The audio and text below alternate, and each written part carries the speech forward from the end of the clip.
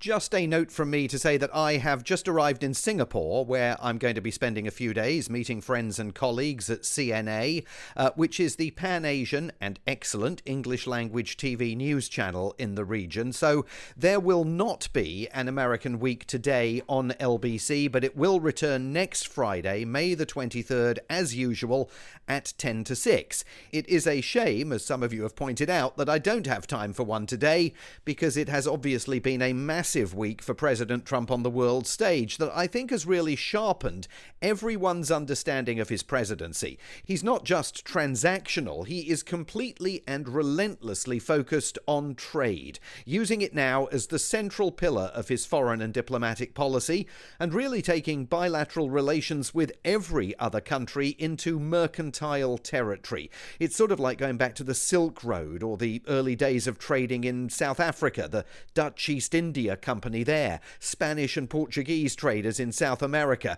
everyone sort of bearing offerings of gold, silver, tobacco, cotton.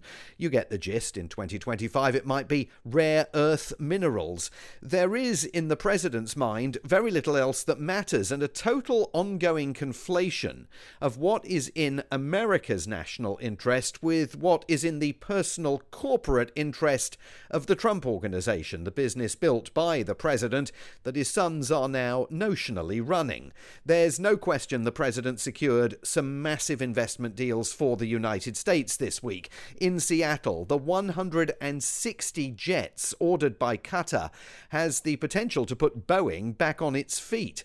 The president can genuinely point to billions of dollars of investment that he's inked in the last few days, and even if not all of it is new and some of it might never materialize, it's definitely been a win for him.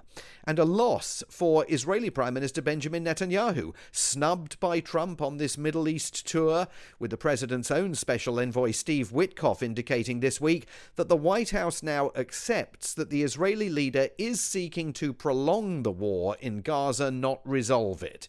And that is where we find trade once again meeting diplomacy, because what President Trump wants to secure is, for example, the normalization of ties between Syria and Israel, still pretty unthinkable but put on the agenda during the US leaders' meeting with Syria's new president and former fundamentalist militant Ahmed al-Shara this week.